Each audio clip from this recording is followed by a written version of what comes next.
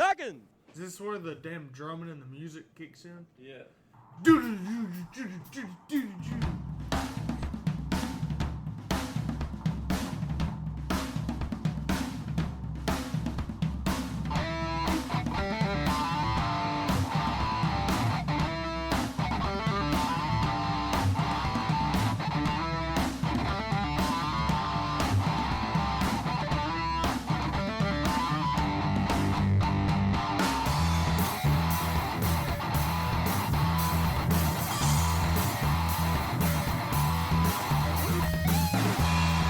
What is going on, everybody? Hello, and welcome to the show. Welcome to On the Pipe Podcast. Today is Monday, February the 19th, 2024, years after zero. I'm your host, as always, Tyler Shepardson, and you are joining us for the weekend review. And it's going to be the weekend review with Big Tom. Big Tom, friend of the program, is going to be joining us here in just a few moments to talk about everything that was the Big Buck GNCC. We are officially in the GNCC season, and we were talking about last week how it just doesn't feel quite like racing season starts until that first GNCC, that Big Buck GNCC. And I think all of that got reiterated this past weekend because it was a completely different environment.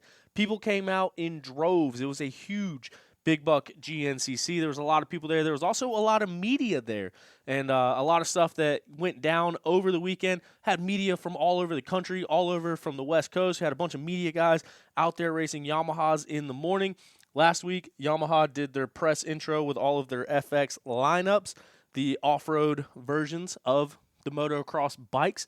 So it was the YZ450 FX, the YZ125X, and the YZ250X, where they take the new models and they invite the press out and everybody rides them and then does the reviews. And so I was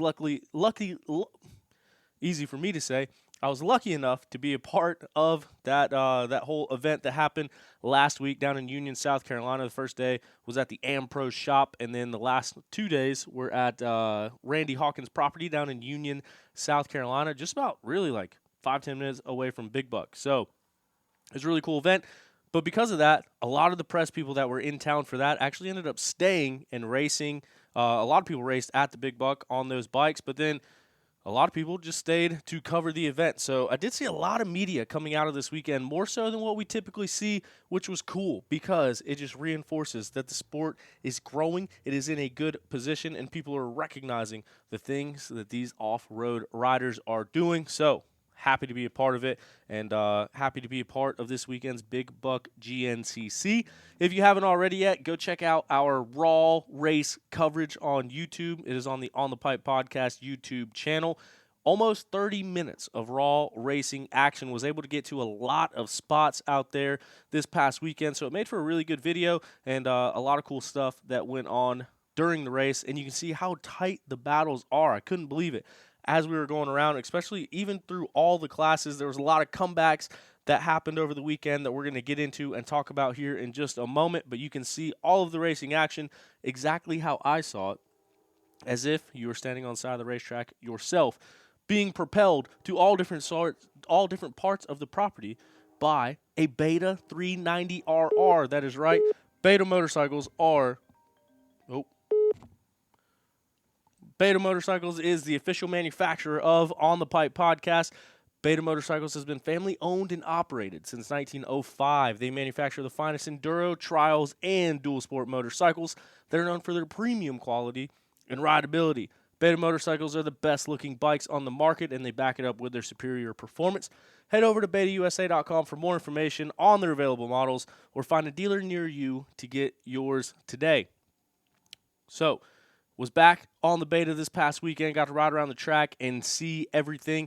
And, that Beta 390, that thing, it's a dream. Especially riding out there, just, I don't know, good power. And also, Beta has the Build Your Own Bike program. You can build your bike with your suspension that you like. You can put aftermarket parts on it and have it already on the bike by the time you take delivery of it. Check it out, betausa.com. Also, this episode is brought to you in part by Zach Tussle at Raymond James Financial. Zach is a racer, a financial advisor, and a friend of the program that helps his clients win when it comes to retirement and financial planning. If you or someone you know wants to save or invest for their future, or is already retired and needs advice for income during retirement, Zach Tussle is always my first recommendation. And just like I say, every week, you can go to financialadvisorsdenvernc.com and set up a time to talk with Zach, and he can tell you exactly how he's going to be able to help you out and manage your funds and prepare for retirement. So check him out. Let him know you listen to OTP. Get a free consultation on how he can help you out. Now, let's get straight into the Big Buck GNCC. We're going to talk about a little bit of the results here that happened over this past weekend, taking the overall win. It was Johnny Gerard. Johnny Gerard got out front pretty early on, and he held on to that thing the entire time. He was out there laughing, hooping and hollering, riding wheelies down pro row, stalling out at the end of pro row, the whole 9 yards. But he was able to take the first win of the season on that 969 factory KTM bike. In the number 2 spot, it was Stuart Baylor Jr., who would put on a charge and basically work his way through the majority of the whole pack to end up second place on the day. And then little brother Grant Baylor would round out the overall podium with a comeback ride of his own as he gets back up there on the podium. And now we have seen the Baylor brothers on a podium before, but I think that's when Grant ended up getting penalized, and so it didn't stick. So this was the first official Baylor brother podium, and it started off down there in their home state of South Carolina with Johnny up front, Stu in the number 2 spot, Grant Baylor in 3rd. Jordan Ashburn would end the day in 4th, and Evan Smith. We talked about a lot of rookies last week. Evan Smith, the top performing rookie of the weekend, 5th place overall in the day. He crashed on the start, so he came from last all the way up to 5th place overall in the day. So awesome ride by Evan Smith. We're going to get into that here in a moment as well. Checking down the XC2 class, it was Gus Reardon that would take the win in 6th place overall. A tight battle between himself and Liam Draper. Liam Draper also dead last off the start, had to work his way all the way up through the pack. He would end up 7th place overall, 2nd place in that XC2 class. And then Grant Davis. We saw Grant Davis come on at the end of last year and get a podium position to round out the season. He picked up right where he left off, back on the podium to start this 2024 campaign. Now, we're going to take a look down to the XC3 class, where we got a little skin in the game in this XC3 class. Dakota DeVore would take the overall win for the XC3 class, and then Jack Walker, the newcomer to the Beta bikes, he would go out there and get 2nd place. We've heard stories of Jack Walker ripping down there with that Bollinger crew down in Florida. He comes out swinging 2nd place overall to start his year on that Beta machine.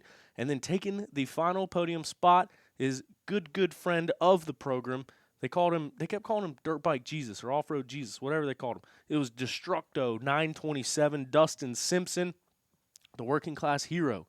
He was working all week, drilling, putting in fiber, all sort of stuff, and then he was back at work this morning doing it on a holiday.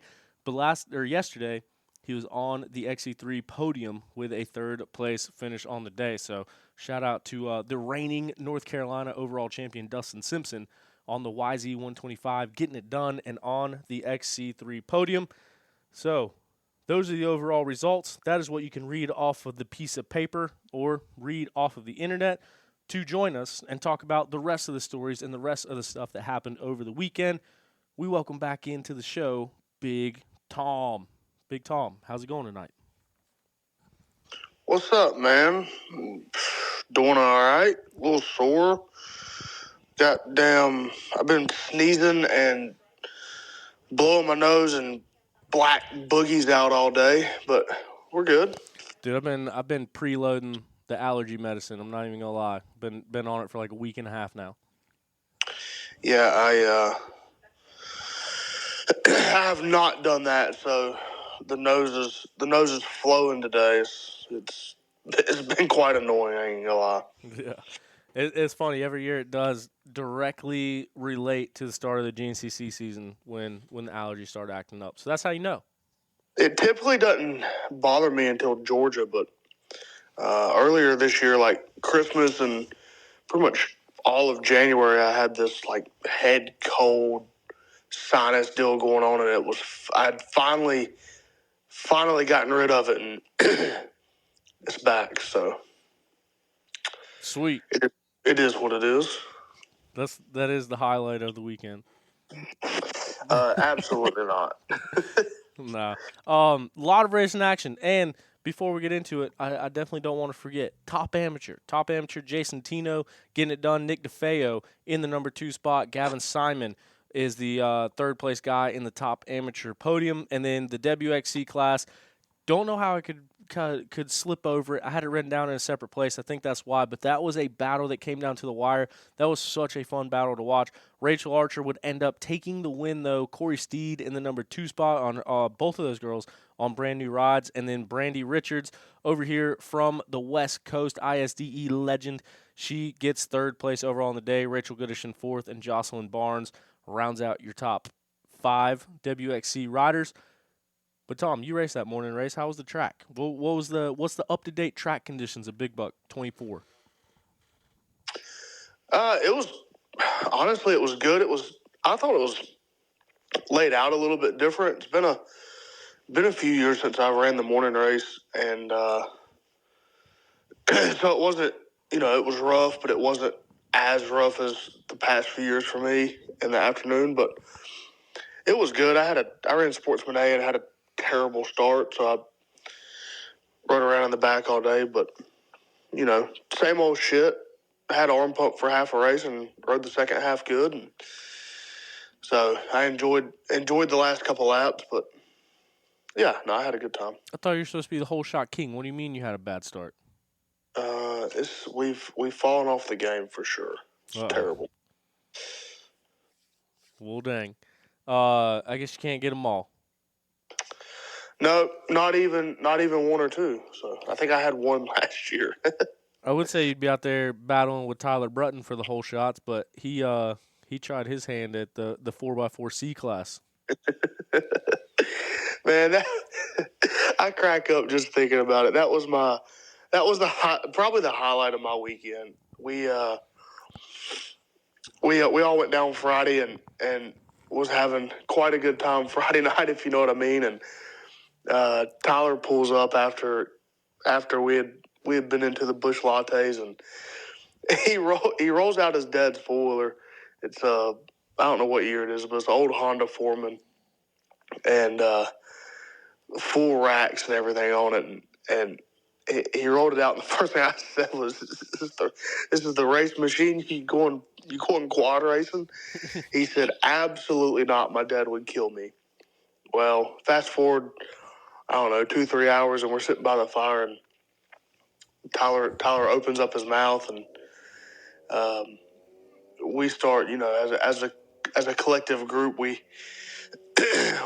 started, saying, "Well, I'll throw in 20. Well, I'll throw in 20. Well, shit, I'll throw in 100."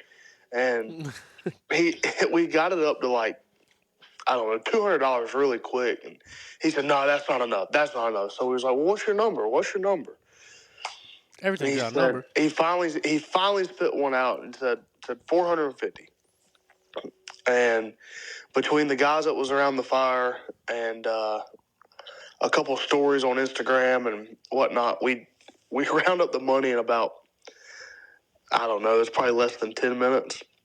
I'm talking cash in hand, $450. And he was like, "Well, I guess I don't really have a choice now." So first thing Saturday morning, I looked out. We was eating breakfast. I looked out actually, we wasn't even eating breakfast yet. We just woken up, and I look out the window, and he's hopping on that thing to go sign up. And God Almighty, he did it. I'm telling you, it was the best thing I've seen all weekend. I did get text confirmation or message notification from Russell Anderson that was some of the best $50 he's ever spent to watch that happen. Yeah, we were so Tyler, myself, and our buddy Chris Van Cannon hopped on this thing and rode to the start line as we were riding by the Andersons.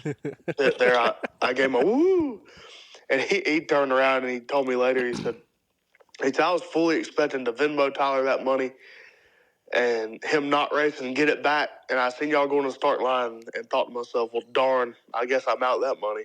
Dude, I wish I could have just saw everybody piled up on the quad heading to the starting line. Oh, we went through Tech that way. Dang. And so I didn't get to Big Buck until late on Saturday. I had to go to a meeting there on Friday and come back home and deal with all that stuff. But then got back Saturday, and as soon as I got there, I had immediately had like 4 or 5 people come up to me. Was that you this morning? I was like, what are you talking about? On a 4x4 quad. It's like, no. They're like, someone was out there racing a utility quad in a OTP hoodie. And I was like, oh, he actually did it. That's hilarious. So, if anybody out there we were obviously running around like looking for him and watching, and one of Craig's buddies came up and told us he's like Craig just called me and said that Tyler's broke down at the 3 mile marker, and we were standing down below the finish right there at the 7, and so we were waiting there and waiting forever and ever. We thought it was over, right? So we was about to walk to the 3 and start walking the track to look for him. And as we're walking away from that, where that 7 and the right there going into the finish line came together, I swear I had my back turned to the track, and I heard a Honda form, and I turned around and said, there he is. And man, I'm telling you, I'm here for getting the boys together, buying some Honda Foremans or whatever, and running Trail Rider at Big Buck next year. It sounds like a freaking blast. Dude, that was a topic of the group chat earlier. I got an old Rancher 350 electric shift. I'm in there. Yeah, I think we ought to make it happen. I would honestly give up racing Sunday to do that. He was having a blast, dude. I was pretty jealous. Could you imagine we get like 10 guys all out there on old Honda utility quads and just make a whole scene of it? Oh, dude, that'd be awesome. Yeah, no, it would be great. I'll get fitted up in some OTP hoodies and rip it. There we go. We all need to put like a cooler on the back and fill it up, and then it also factors in how much you still have left in it by the end of the race. Adds to your scoring total. I think the GNCC staff already hates you enough, T-Shep. We can't be doing that. No, what are you talking about? On the podcast behalf. I don't know why this keeps coming up, man. I've had this conversation more times over the past. I don't think. I can honestly say I don't think I've ever been in better standings with the GNCC crew and everyone involved than I am right now, and I'm happy to say that. There's only one crew guy that doesn't like me, and I still haven't found out why. Well, if we keep doing these things enough this year, we'll probably rile somebody up. I don't know how all the announcers feel about. Hey, about me, let's not. I don't even want to get into that. I should have. I don't even know why you got me started. I watched like maybe 10 minutes of the broadcast this morning. They already got the XC2 hole shot wrong on the replay, so there's that. How did they get that wrong? Evidently, it was another beta 2-stroke that got it, not John Johnson. I was about to say, Jonathan Johnson's been pulling hole shots on that beta machine since who knows when. You know what I mean? That's a common occurrence. Although the broadcaster seemed to think it was it Lipscomb? Yeah, Jay Lipscomb. So he did have the jump. I went back and looked at the video, and on the first corner, like Jay was right on the inside of the first corner too. So he was up front on the start as well. Well, that's not where they pay the money to. Them 2-strokes, they get fired up, boy. Yeah. Speaking of beta, the other thing they got asked a bunch. So Beta and Sherco, Strang bringing the Sherco program back to the XC1 class in the pro row. Beta was actually right next to Sherco. And the Sherco group, dude, super fun group to hang out with. It was pretty fun hanging out with those guys and everyone all grilling and chilling over there. But Beta didn't have the rig. And I don't know why. I didn't even put 2 and 2 together. But everyone kept coming up and asking if they took the Beta rig from the off-road team to send to Supercross. I was like, no, that's another rig. But I did get confirmation. The rig was just needed a quick little checkup, you know what I mean, to get ready for the season. So the Beta rig should be back in full force for the rest of the season. Just want to throw that one out there. To be honest, I didn't even notice it. I typically do like a walk down Pro Row on sometime Friday afternoon or Saturday, but I actually didn't do that this weekend, so I didn't even notice the beta rig was gone. Yeah, no, they just had like a double easy up setup. Yeah, There was like a few of them in a row like that. And speaking of Sherco and grilling, did you see that cooker that those boys had? Yeah, I saw it and I smelled it. Did you get to taste anything out of it? Oh yeah, they had some chicken and some vegetables and stuff in there, and then the Beta Boys cooked up some tri-tip. So this is the other thing too, and the Beta Boys are probably listening to this, and they're gonna have a good laugh at this.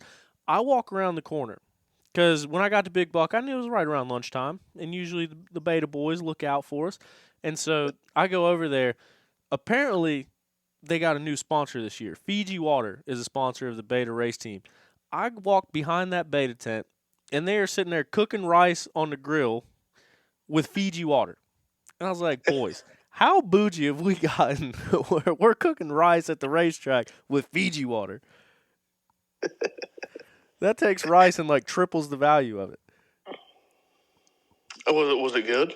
Oh, dude, it's always good. So Kurt Coleman, he's the Beta driver / cook. Excellent cook. Big fan. Yeah, I know another guy that was a truck driver for a while for a factory racing team, and he refused. Absolutely, was not going to cook for the team. Big Rig Craig. You know what he did do for the team? Hack into everybody else's radios and listen to all of them. Feed information. That's what he did. He still pleads the fifth to this day. He'll appreciate us saying that. Craig, get off them. Well, he's probably listening right now somehow on some radios. He can hear us.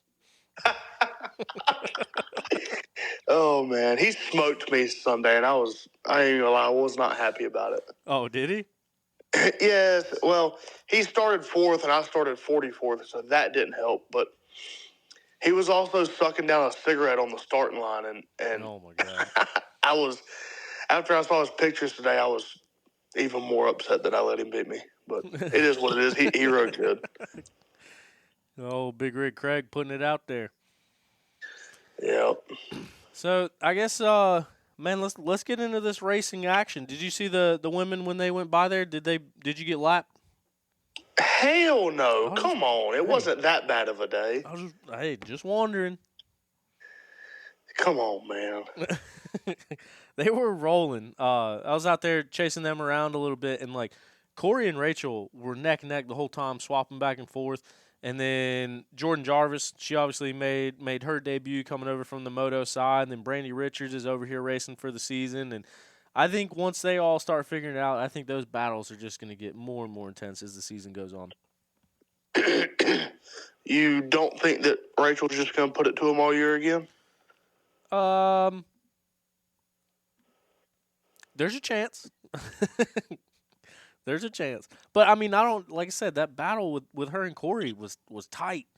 I think it's one of those things where if you have some stuff go wrong, it's not going to be as hard to just charge back up to the front and still win.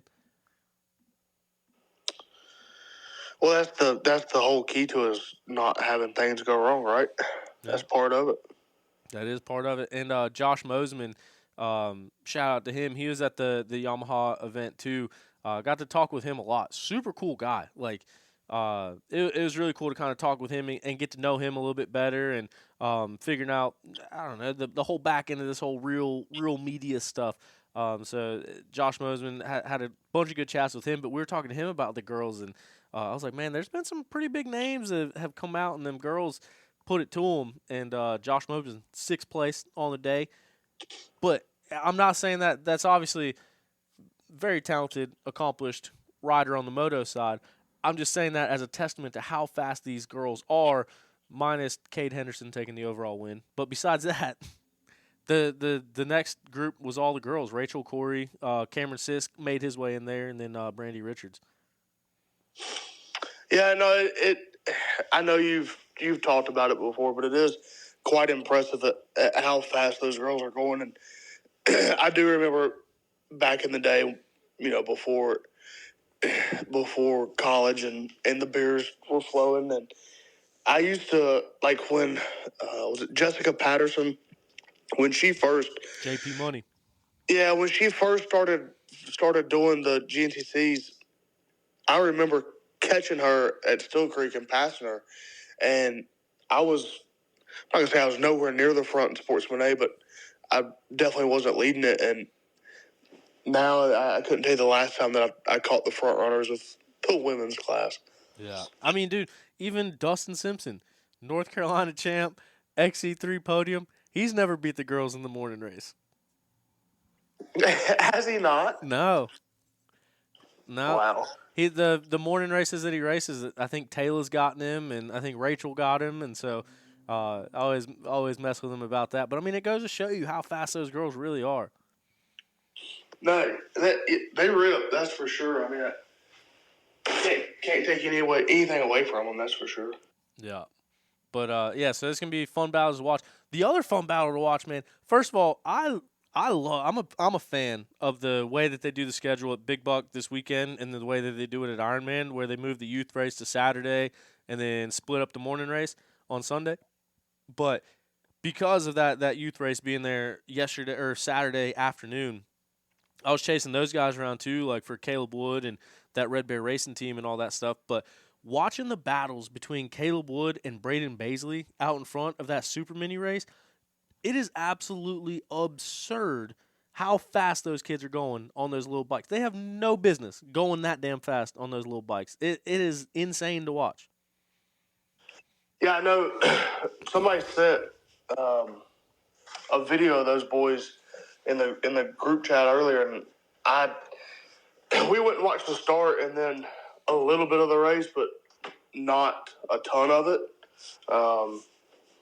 I wish I would have stuck around and watched it because they were ripping. That's for sure. Yeah. Dude, I couldn't believe it. Like, watching it in person, like, seeing them down those straightaways, and same thing. That battle came down to the wire. They came into the last two corners, and I think there was like 4 lappers right in the way, and Braden kind of got all tangled up and jumbled up with them, and Caleb got through and ended up taking the win. But, I mean, literally down to the last corner was how close that battle was that entire time, and, dude, they were hauling. I know. Could you imagine, wasn't it Stu and Grant that were pretty dominant on mini bikes? Could you imagine inserting them into that and how far off they'd probably be with how fast these kids are going? Yeah. That's what I was wondering too, like comparing the speed of it now, because these kids have grown up, they've had trainers their whole life. They've had YouTube to watch all these technique videos their whole life. They got nutrition, they got coaches, riding coaches, they got all this stuff, and they're just pushing the limit more and more and more and more. And that's kind of exactly what you were saying. You think about these mini riders of yesteryear, like I think Stu or Grant, or maybe both of them at one point, like broke the mini bike win record, and then Jesse Ainsley came along and dominated mini bikes, and then Zach Davidson, JoJo Cunningham. It's like I wonder if you could take all of those guys at their prime on super minis, where it all stacks up. Yeah, shoot. If only, right? Yeah. But no, it was cool to watch. I've always gone out and like kind of watched the minis, but I've never really like chased them around as much as I did this past weekend to like see them in multiple spots, kind of like a fall around with the pro race. So I guess I just got to see more of the racing action firsthand, and that's what I was like, dude, these kids are nuts. Yeah, and that's you're doing that because of that schedule, like you said, and like you said, I'm a fan of it too. I think it's pretty cool to, because not only do you split the morning race up, that I know has been a complaint for people before with all the lappers, but there's a huge difference in the spectators for the 8 a.m. mini bike race and the Saturday 4 p.m. Like that starting line looks like a damn pro race. Yeah, and the finish line. Yeah, but I mean, there's probably a whole slew of sea riders that had to wake up at 6:30 in the morning to get ready to race. They probably don't agree with it. Yeah, our buddy Chris was one of them. I think. Oh yeah. His alarm went off in the camper at 6, so I was up for that as well. Yeah, see, that part of it doesn't sound. Then, in that sense, it's like, make the kids wake up early. Well, I guess mom and dad got to get up early too, but. Right. I don't want to wake up at 6 o'clock to go race a dirt bike. I've done it before, so we've all done it at some point, right? Yep. But yeah, man. So past that, getting into the main event of the weekend, the afternoon pro bike race. Started off with a bang, like straight out of the gate, like all sorts of stuff going on. Ricky grabs another hole shot. Evan Smith goes down on the start. XC2, Johnny grabs a hole shot, fist pumping to the crowd as he goes into the woods, and then Liam Draper. I don't know I don't know if his bike didn't start or what the deal was, but everyone was in the woods before Liam was around the first corner. And his bike definitely did not start. That's for sure. that's what it was. I mean, I'm sure that's why he was that far back. Yeah, I didn't see the other side of it, and I didn't get to rewatch the race or anything, so I didn't know if he went down and I didn't see it, or if his bike just didn't start. No, I didn't. We were up there. I didn't see him wreck. He was so far back that, and I think at the end of the broadcast, somebody asked him, like, what were you doing on the start? And I think they said that they had to push him off. Yeah, well, he was able But there to... was I thought it was weird that. So not only was he that far back on the start, but in the 250A class, the other two, who's the other two AmPro guys, they were dead last on the start too. Oh yeah, DeLosa. I saw he was like dead last. And who's the other one? I don't know. Bubs. Oh yeah, Bubs. He was back there too. That's right. Sorry, I was pulling up the lap times. Speaking of being back there, one of like probably the guy that had to pull out the biggest shovel and do some digging, Grant Baylor, after lap number 1 was in 14th place position in XC1. And he ended up coming all the way back to 3rd. And just seeing like how guys like Liam, like Stu, like Grant, especially Grant, like I said, Stu was 6th place after the first lap. Liam was 5th place after the first lap. Grant was 14th place and just kept plucking people away one by one. And like every time we saw him, he was just another position ahead, and then another position ahead. And then next thing you know, he's running in a podium spot. Yeah, that was something that I had noticed when every lap those guys came by. I kept telling the guys I was with, I said, y'all, you better watch Grant. Like, he looks good today. He's on the move. He's rolling. Yeah, and Grant usually does have success down at Big Buck. Yeah, I mean, you've seen him do it before, but it's also one of those things like he could do that this weekend and go to, the next race or the rest of the season and just ride around behind everybody. Yeah, and then go win National Enduro by a minute. Right. It's kind of wild. Was it Camp Coker that he won last year? Yes. Yeah, so like every But now see, and then. that one I think he didn't get in the lead early and just kind of run away from everybody? I've slept since then. But still, it just goes to show you like the level of rider that he can be on any given weekend. Right. Same thing like Johnny. We talked about Johnny Gerard last week, and I went up to him on the line when they were doing the rider intros. I was like, "Hey man, you healthy?" He kind of looks at me. He's like, "Yeah." Why? And I was like, "Cause I always throw you out there, and then I never know what's going on behind the scenes. So I'm just trying to figure out if we're healthy or not." And he just started laughing. He's like, "No, it should be good." And then he goes out there, dude. First lap, or right after the first lap, they're coming down pit road. He's riding a wheelie all the way down pit road, and then comes to the end, stalls, starts laughing, and just starts his bike back up and keeps going. Like it looked like he was out for a trail ride.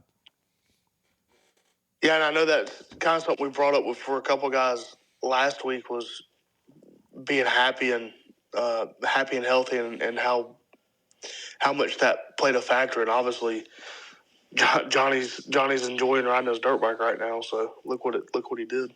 Yeah, absolutely.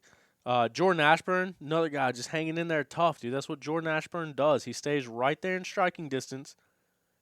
And every single week, he's going to have a consistent ride. He's going to be right there. He's going to be in a position to take advantage of anybody else having a mishap. And that's exactly what he did just off the podium in that 4th place spot. Put on a hard charge there at the end, but ended up coming up in that number 4 spot, still having a top 5.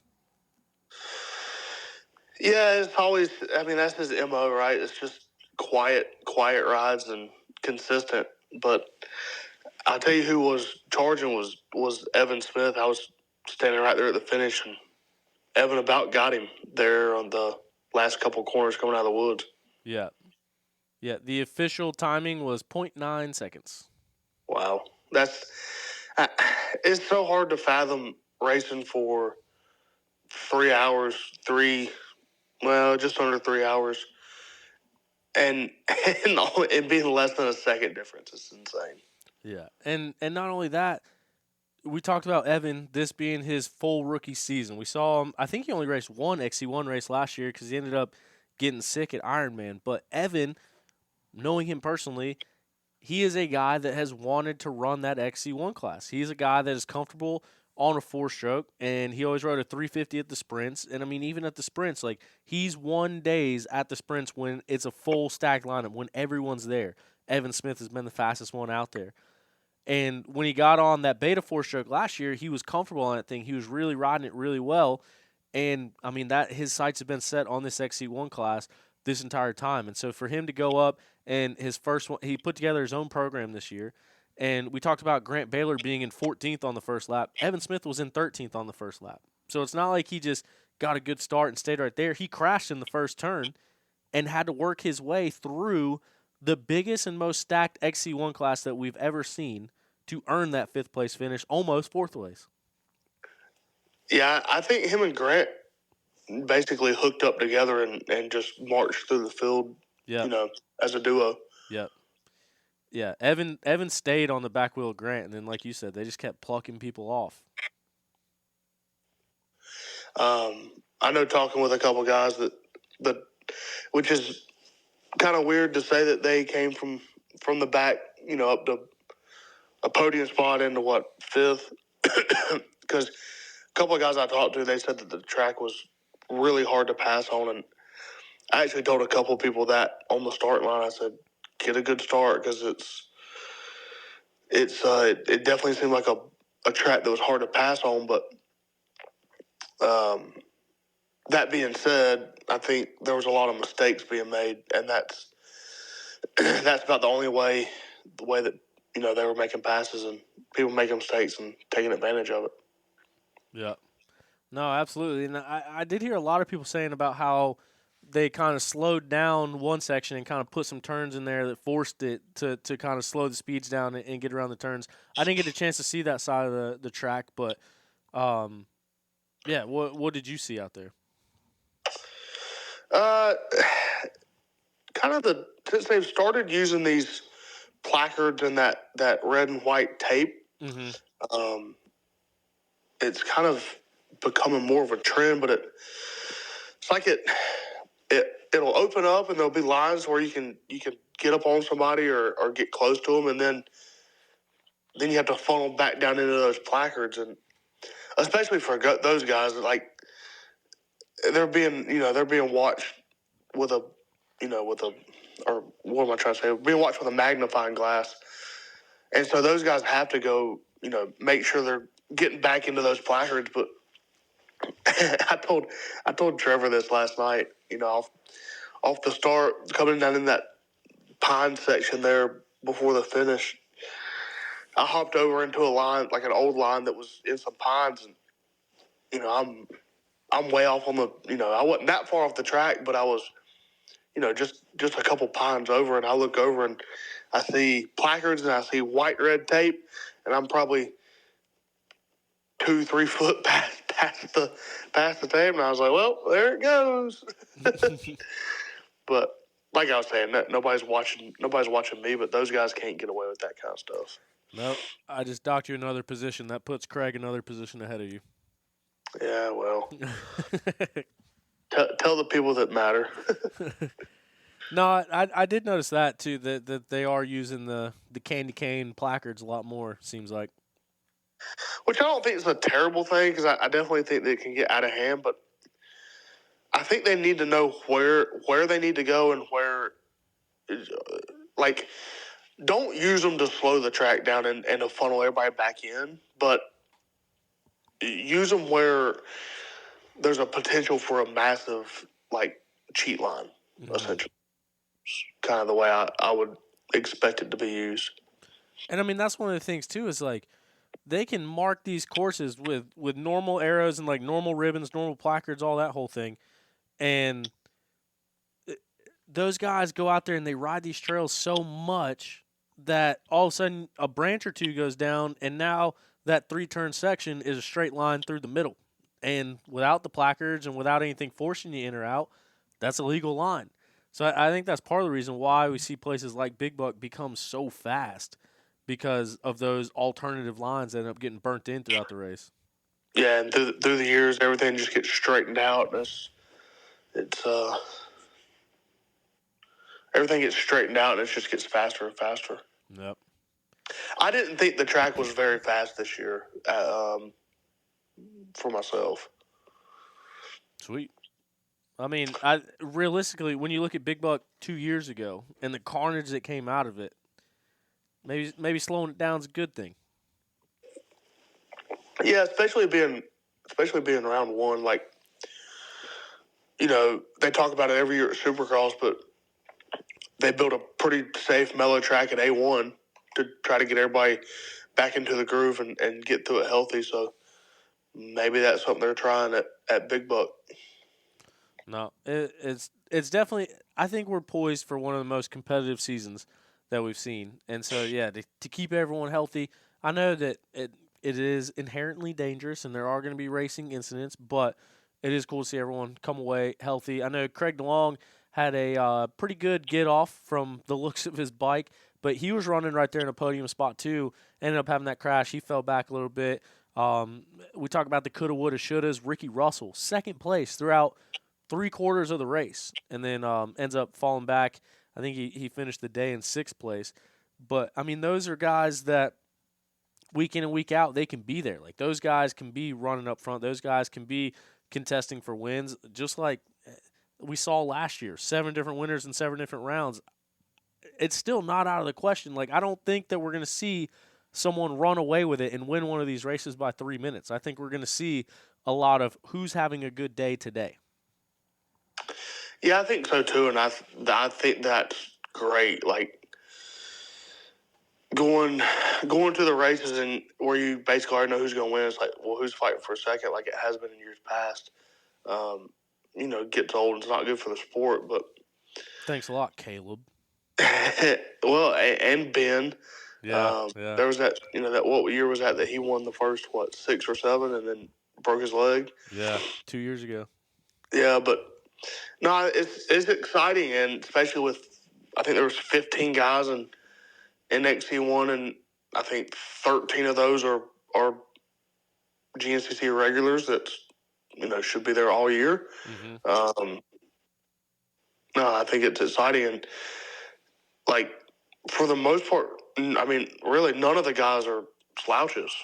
I think if you went through there, I think the majority of those guys have an XC1 or XC2 championship of some sort, right? I'm pretty sure pretty much all of them. Johnny Gerard, XC2 champ. Stu Baylor, XC2. Grant Baylor, XC2. Jordan Ashburn, XC1 champ. Evan Smith has won, I think, national enduro titles. But, yeah, I mean, other than that, you got Ricky, Wachowski. But, I mean, all those guys, like you said, they can all be contenders on any weekend. Well, yeah, now that I'm looking at the results and the naming for me, they're not all champions, but they're all, they've all won races in one of the 2 classes, and have been very competitive in either the XC1 or XC2 class for a number of years, right? So they're not. I think it's going to be a good year, and it's nice to see 15 guys on the front row. When's the last time we saw that? Yeah, that's what I was sitting there thinking. Like, in years past, like, maybe down in Florida, you'll see 15, 16, 17 guys. But it's guys, like you said, it's the normal 6 XC1 guys, and then it'd be like Tyler Medaglia and Todd Kellett and Daniel Milner that for a couple years. Like, those kind of guys, where it's not necessarily the regulars. It's just people that come down and race those first couple rounds, and then they're gone. But yeah, this is the core group of guys that's going to be here all year, minus Dante Oliveira, which eighth place finish on the day. He was swapping it up back and forth with some guys. I think he's going to be a guy that is obviously one of the fastest guys in the world at what he's good at. But I think once that transfers over and he gets used to the 3 hour and gets used to the pace, I think he might be in the mix too. But I mean, that's one of those things that I was wondering is why did they set it at 5 or 6 races? Like, what is in mind for after that? Because I believe he's still going to be racing some West Coast stuff. So what happens if all of a sudden he starts coming on and he's in the podium and he's in like grasp of that championship? Like, could we see him stick around all year? I don't know. I almost wonder if they set it at 5 races because they thought Ben would be back that quick, and with him coming out and basically saying he's not going to be back till after summer break, maybe Dante does stick around for a little bit. But I thought it was a pretty impressive day for him, being the first, his first 3 hour race and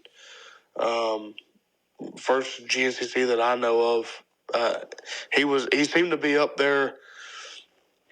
I'm not going to say in the league group because those top 4 or 5 kind of broke away from the get go, but he was in that second group all day. And that being said, I do know that he rubbed a few people wrong with some stuff. So I know there's a couple of people not very happy with him after the race. So you say a couple people. Was there actually multiple people, or are you talking about perhaps maybe one person? Maybe just one. Oh, I didn't know if there was more racing incidents that happened. No, not that I know of. I just know of the one, and I know you talked to the same person too, and he was there was a ghost ride, a T-bone, something going into pro pits, and they may or may not have been under the same Austrian umbrella. We don't got beat around the bush, man. This is the leading media source in off-road racing. Well, no, I'm just kidding. So yeah, and I'm wondering if there's any footage of this. I didn't see it, and I don't think it was caught on Racer TV. But from my understanding, there were several people that did see it, and I know that there were spectators that did see it. But it sounds like there was a racing incident between Dante Oliveira and Trevor Bollinger, and Trevor Bollinger. Boy, they call him the Burke County Intimidator. We'll see how that gets handled. Like, if they're in another situation like that, I mean, you gotta. If someone does that to you in the past, then you kind of. I would imagine that you got to ride a little bit more aggressive, a little bit more defensive if those situations could come up in the future. I would think so. I know Trevor's one of those type of people that, is cool and nice to hang out with off the track, but you put that helmet on, he's a completely different character. Yeah. So who knows what Dante's in for the next time that happens. But yeah, it sounds like, and I noticed, so I was at the finish and I watched Trevor come through and off, and I saw those two having words after, and I thought it was just, Trevor saying, good job, good ride, your first, just congratulate him on his first GNCC. And after talking to him, he was pissed. Yeah, no, he was fired up. So, and talking with Trevor, he's another guy that just needs to get through the damn first few rounds healthy, right? And that was a big thing for him, I think. He was kind of in that same group, the second, I'm going to call it the second group. He was with them, most of the day, and it was like every time you saw him, he was in front of everybody. And the next time you saw him, he was back behind all those guys. And the next time he was back in front, and he was behind them again. And I was like, damn it, dude, just stay off the ground and go forward. And I think that's what he was trying to do. And things like that with Dante happened or kept happening. And he was like, well, there went 4 guys again. And all down on the hill, and there they go again. Pass them all back. He said the guys probably got tired of him passing him. And so, I mean, I was obviously kind of talked to him a little bit too, but I happened to be at the hill climb, the lap. It was on the YouTube video, but where Trevor goes up the hill climb and kind of gets bobbled weird and tips over and gets passed by 3 or 4 people right there. And so when he was telling me about that thing that happened with him and Dante, he had said that he had just worked his way back up in the lead of that second pack, where the hill climb kind of brought him back, and he had to work and gain all the way back up. And I think it was like the white flag lap, or if not, it was the 2 lap card, which coming into pit road would be right at the end of that lap. So pretty much 1 lap left to go. So he said basically as soon as he got worked back up in that spot, goes down again as a result of that, and then same exact thing. Get out the shovel, start digging your way back out, and back up the scoring. Yep. Which when I talked to him, he kind of said the same thing, and that he was like, all right, 1 lap, or it might have been 2 laps to go. I'm not sure, but basically, all right, well, now's my time to catch that lead group and to push. And I mean, I told him straight up. I said, it might have been a blessing in disguise. With how your first rounds have gone the past couple of years, and that happened, and you have to fight back through the same guys you've been with, and not have an open track and just hammer down to try to catch the lead group, and heaven forbid something happen. You go down hard and get hurt. Yep. But that was kind of my thought on it. But it's like you said earlier. It's great to have everybody get through healthy, and it's going to be a good year for sure. Yeah, absolutely. And the other big takeaway too, like I was talking with Craig DeLong a little bit, and he was running, like I said, right in that podium group. He was with that lead group when he ended up having that crash that kind of messed his bike up, and spent some time getting that back going. Luckily, he's all good, no injuries or anything. Just the bike caught more of it than he did. But Do you know where? Did he tell you where that happened? No. Uh, But be interesting to know. it had to have been in the first part of the track, because I was with I was with all the team guys right around the 4, and that's when they were saying, like, where's Craig? We lost Craig. So I imagine it happened somewhere in that area, because I didn't see him when he came by that lap. I saw him again like at the 9-mile marker, and that's when he didn't have a number plate and everything. So it might have been that first few miles there. But I mean, same thing. He comes away with an 11th place finish in the class. Obviously not where he wants to be. But at the same time, 2 years ago, we saw Stu Baylor miss the first round. He got cut open by a foot peg at Sumter and had that big gash in his back. Didn't even race the first round, and then had another bad race. I think it was in Georgia, and then still was 5 points out of the championship league going into the last round. So with this level of competition, and just like we were saying, the level of parity that there can be in this, like none of these guys that were all on the podium could not even be in the top 5 next week. And yeah, absolutely. And the way the GNCC points are, it's good for that to kind of keep everybody together if there's different finishes happening, or it's really good that if one person keeps winning, give them a massive points lead. Yep.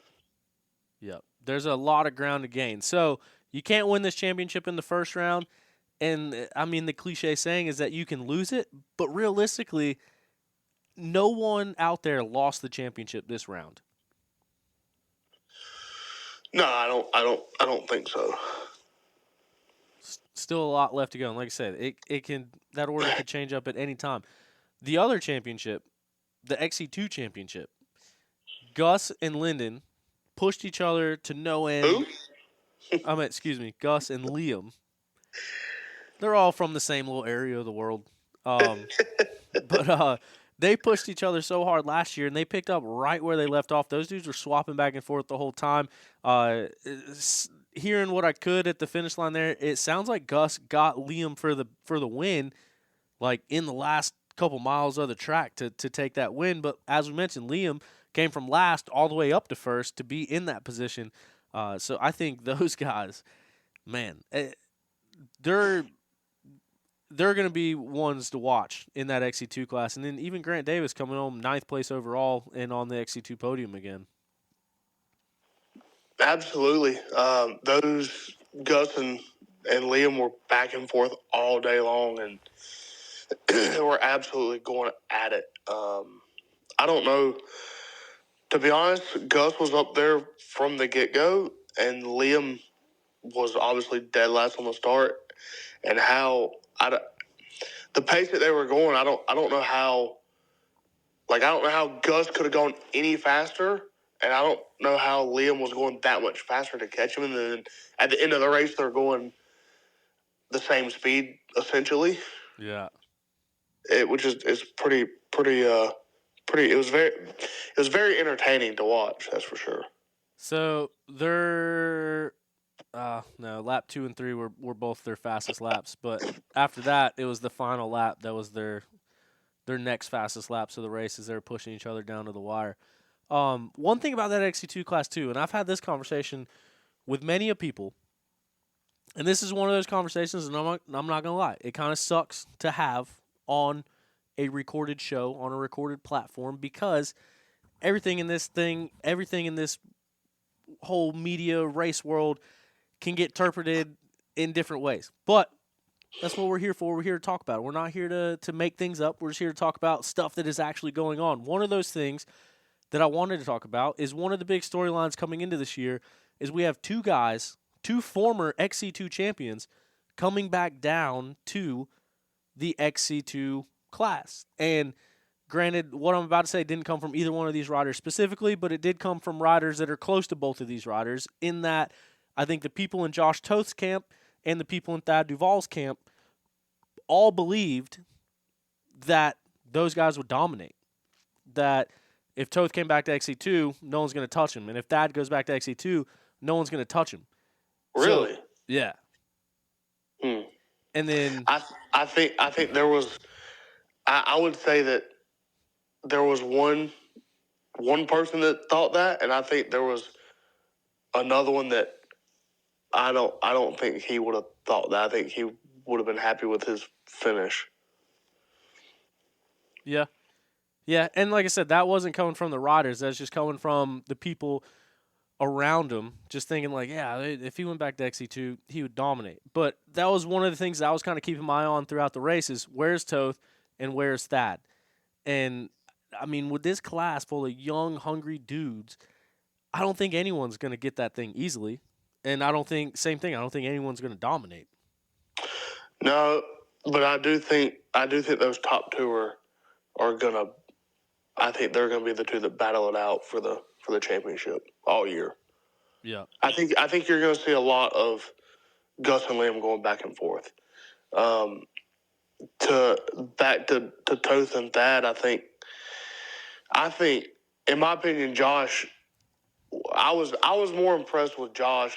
Obviously, he had a better result than Thad, but I thought they both looked pretty good and fitting on the 250, and they were together for the majority of the race. But you know, I don't want to say I'm surprised, but I think Toth. I think fourth place for Toth is pretty damn good, to be honest. Like, he hasn't been racing a ton of GNCCs, and he's riding a Honda. He's never rode a Honda, and so yeah, I thought that was impressive. I think Thad went there thinking he was going to dominate, and I think he was humbled a little bit. Which he pretty much said that in his Instagram post. I didn't read it. I don't think.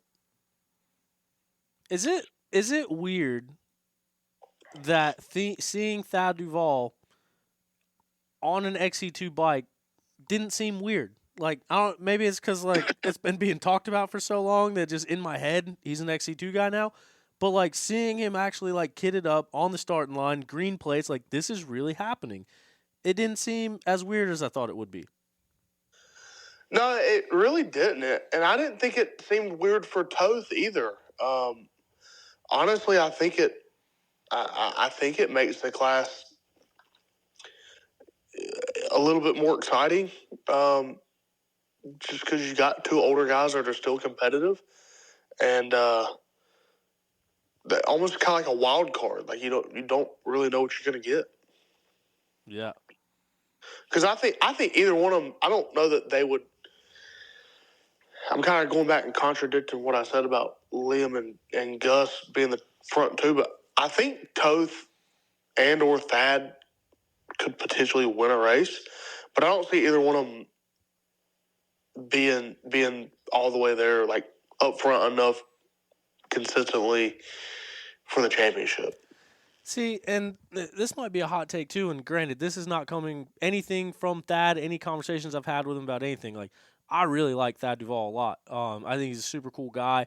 I enjoy being friends with that. Like he's what I'm getting at is I think with his injuries and with who he was in those Caleb days, them two were on a completely different level. It was Caleb and Thad, and then 2-3 minutes behind, it was third place, everyone fighting for it. And so I think with his injuries and then kind of like Strang coming into this offseason, like not really knowing what's next. Like, hey, where do we go from here? What team are we going to be on? What bike are we going to be on? For Thad to be as accomplished and tenured as he is in the sport, and then to show up at this first race knowing he's coming off of a few years of some really bad injuries, and knowing that he's going back to that XC2 class, and knowing that there's going to be pressure with who he is being in that XC2 class, for him to be on that XC2 row, he's not in the rider introductions.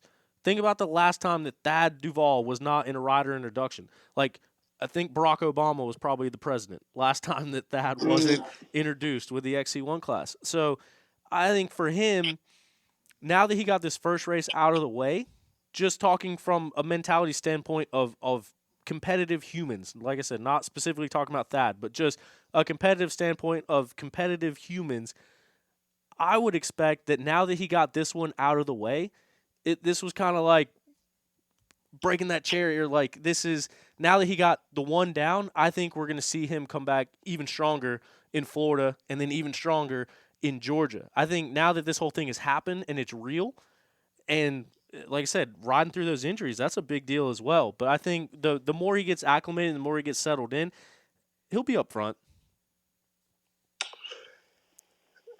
I don't disagree with you, but not being a smartass, but being a smartass at the same time. The last time Thad was not in rider introductions was last year because Not he was racing. hurt. Yeah. So, but that's a part of it, right? So, like, maybe going back down to to a smaller bike, something that everybody knows that a 450 or a 350 is harder to ride in the woods than a 250, especially when you're going that fast. It's more to control, and if you're not on your game, like Thad's not been on his game the past couple of years, he's been hurt, and when you're not on your game and you're riding a big bike in XC1, things happen quick, and when you're not on top of your game, you have crashes. So I'm kind of with you, and I do think he'll get better. I pulled up his Instagram post, and the first thing it says is, "Well, that was disappointing." So, like I said, I think he went there thinking that he was gonna fight for the win. Yeah. I'm here for it. Like if he can get up there and fight for podiums in the win, the only thing that's going to do is make that class that much more interesting, more than it already is. Yeah, no, absolutely. And Toth, too, I don't want to leave him out of it, but I also don't think that he's in it for the full season. I think he's just running races here and there. I don't think he is either, but I know on his schedule that he put out, there was quite a few more GNCCs this year than, or he was planning to do more this year than he was last year. And talking with him, he said he's scheduled to do like 30-something races this year.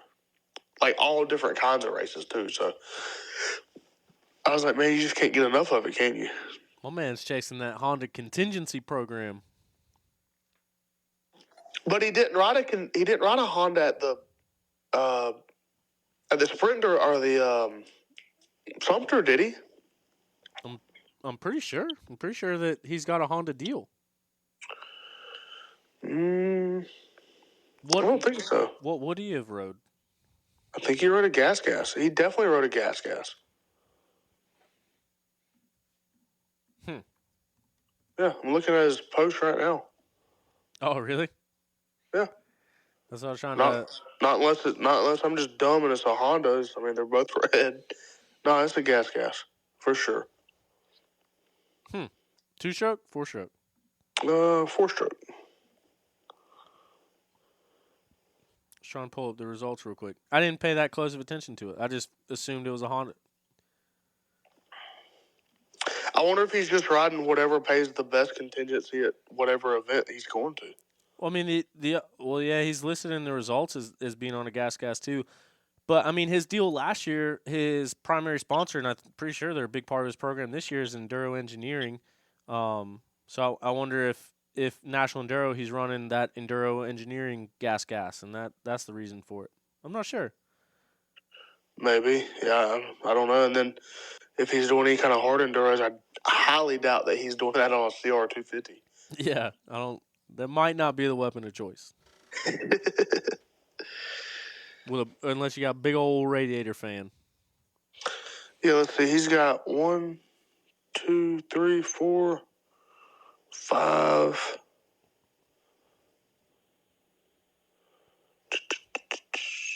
6 out of 13 GNCCs this year. So then, what will he race snowshoe on? 300 or a Honda? I don't know. Why don't you get him on the show and ask him? Yeah, we need to figure this out. We need to get to the bottom of this. He lives right down the road. We need to get him in here. I would say another standout ride before I didn't want to. Sorry to kind of abruptly change here, but while I'm sitting here looking at it, do what? I thought you were saying something. So, Toby Cleveland won the XC2 class last year, or excuse me, XC3 class last year. He is on a Husky this year for Bell's Electric Racing. I met those guys over the weekend too. But I kept seeing him in all of my shots. Like as I'm going around filming, I kept seeing him. I'm like, who's 213? Like who is this guy? And then I finally saw his jersey one of the times. I was like, oh, that's Toby Cleveland. So him running in the top 4, top 3. I mean, he was running third place for a while there mid race and ended up 5th place on the day. I think that's a pretty impressive ride from Toby Cleveland as well because I think he's pretty young too. Yeah, his bike was mangled there at the end too. He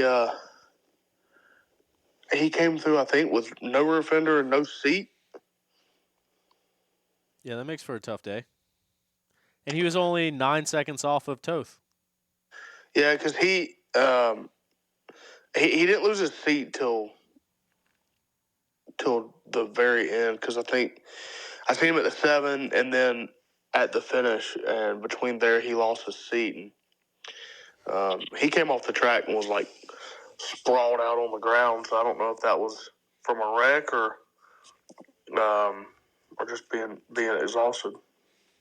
Even grittier then for him to come back and get a top 5. And like I said, he was only 9 seconds off of Toth. So he might be a guy to keep an eye on as well. Cody Barnes, he's a guy that I expected to come out swinging too. And then I read his post, and I guess he had a pretty bad get off because I kept seeing him like towards the back, like not getting lapped, but like not far ahead of the leaders. Like I'd be at a spot waiting on the leaders, and I'd see Cody Barnes and be like, "What is he doing?" And then found out after the fact that I guess he had a pretty bad crash as well.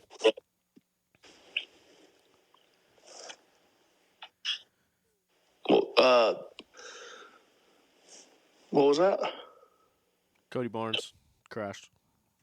Oh, yeah. I saw him maybe end of the first lap, and I think it was his left side of his handlebar was pretty much bit down, looked kind of like a Harley handlebar, with the nice and swept back. Yeah. And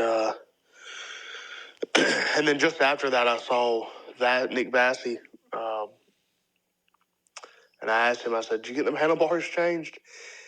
And I asked him. I said, "Well, how far back is he?" He said he's 8 miles behind. So yeah, his first lap was 45 minutes. Wow. So what was his next lap? Just under 31, and then 30, and then 32, 34. And I think the first lap was a little bit longer, so it took maybe 10 minutes to change handlebars. So Gus ran a 30-minute lap time, and Cody was 45. What was Gus's time? 30 minutes. Mm. So yeah, it's not the best way to start lap one or race one. Or the season. Yeah, It's better than how he ended it a couple years ago. yeah. So yeah, and, I mean Cody's one of those guys I expect to be battling for podiums and stuff too. So hopefully he can get that sorted. Didn't get too banged up, and we'll see him come back onto it as well.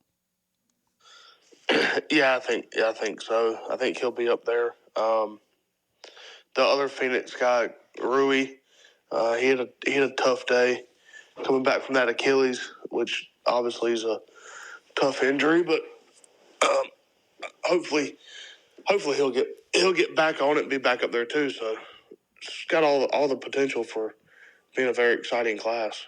Yeah, especially Rui.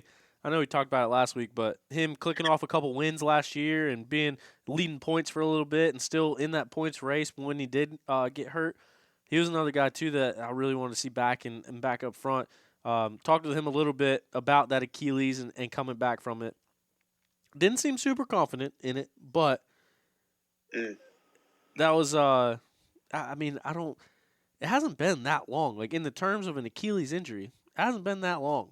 So hopefully he can kind of work through that, and we'll see him clicking back up there in the front as well. Yeah, he's. I mean, all the more winners that you can get, back in contention, the better, right? Yep, absolutely. So, But yeah, so an exciting first round. I think there's a lot of exciting racing to come. It's gonna all be different in Florida. Florida is that one race. Florida's the one race that's just different than all the other ones. It's sand, it's gnarly, it's whooped out, it's tough, it's grueling, it's hot, and so all of these results could be completely different. Maybe we'll see Jesse Ansley get his first XC2 podium down there in his backyard. But yeah, I think no matter what, I think we're looking ahead at a really good and really competitive season of racing. I think so too, especially if all the guys can stay healthy. And you said Florida's, obviously the one-off track um, that there's nothing else like it. It's also the most miserable track that has ever been raced, ever. And it's also the most practiced track that everyone's in Florida. Everyone trains down in Florida for one Florida race. I know. It makes absolutely no sense to me. I don't get it. I guess because if you don't ride that stuff and you go down there, you're just gonna be that far off. I mean, it's that different. Yeah, but at the same time, like it's one race. It's one race. Yep. What are you looking forward to for Florida, and what's your expectations moving forward? I think Dante Oliveira is going to be one to watch. I think for some reason we might see him come out swinging down there. Johnny Gerardo, I'm pretty sure is down there with the Ranch Russell crew. So is Gus Reardon. So they might just both win again. Wouldn't be surprised to see that happen in the slightest. Last year, Jonathan Johnson almost won the thing. He was leading that thing and then broke his subframe. So maybe he can come on swinging down. They've been down there riding and training too. So Yeah, that whole Morganton clan, upstate South Carolina Morganton group's been down there. yep. So Yeah, I mean nothing in particular. I think it was still in that mix like the first couple races in with Florida being so different. It's like it's kind of hard to call it. It's just one of those ones that just get excited to see and watch how it pans out. I think I can tell you who's not racing it this year is myself. So Dude, Florida and Penton. it's I got terrible. I got no want, need, or interest to ever race at Florida or Penton ever again. I'd race the Penton 15 times over before I would Florida or race Florida again. Yeah. Definitely the 3 hour. I mean, I couldn't imagine that place for 3 hours. it's not fun. It's not fun. It's not fun for 2 hours. No. So, It is fun for one lap. Like riding in that stuff, I do think is really fun. But riding in it for an extended period of time, trying to go as fast as you can, really takes the fun out of it. no, yes. It's not. It's not. I don't enjoy it. But then again, neither one of us are in peak performance, and Nope. yeah. And So, also, if you are listening to this show and you have never raced in Florida before, go ahead and pack the worst set of gear that you don't care about because it's going to be black and it never comes out. well, the last couple of years have been pretty dry. It's just the one section of mud holes that does that to the gear. I know, and that's why it's like, why can't we just not go through the damn cow manure ponds? Yeah. Yeah. But that's also, at the rider's dispense, that is one of the most entertaining sections to watch when it's flooded. Yeah. You remember that year Mackenzie Tricker, buried her bike in it, over the handlebars buried? I wasn't down there that year, but one of the first years I did go down there, I saw multiple people do that. Yeah. There was, And then the best thing to do is go watch utility quads go through them, and they just go right through the middle, wide open and hydroplane across them. Yeah. That's gnarly, too. Yeah. No, I guess there's those two big mud holes, and there was a stick in each of them. And one mud hole, you stayed to the right of the stick, and the other mud hole, you stayed to the left of the stick. And I think she got them backwards one lap and buried that thing. Yeah. Can happen to everybody. That's one of the things you got to have basically somebody standing out there in the middle of it and say, "Don't go here." Yeah. Well, I mean, that's also another key to success, that if somebody is standing there, there's obviously some ground. So maybe aim for the people unless standing. they're up to their waist. Yeah. Yeah. And that could be a matter of 2 foot apart. That's what the team should be doing. They should have waders on and just be on their knees, standing in the good line, so it looks like they're chest deep. And then when their rider comes by, you stand up. Right here. Yeah. It'll be interesting. Are you going down there? I don't think so. Mm. Actually, no, I know I'm not. I'm going on Tyler Bruton's bachelor party that weekend. Oh yeah, he gets married Camp Coker weekend. Yep, probably gonna miss that one too. If I make it to that one, it'll just be coming to spectate and probably be slightly hungover. You better work harder than slightly. You know how it goes. But yeah, man, I guess that's gonna wrap it up. We got some good racing going on. Mid-East is racing this weekend. I don't have my schedule in front of me. There's probably a slew of other races going on that we will get to. But yeah, thanks a ton for your time, for coming on and doing the weekend review. Looking forward to it. Maybe we'll do keep these things rolling through the season. Sounds good to me, man. Good to talk to you. All right, you too. Appreciate it. See you next time. All right, have a good one. Yep.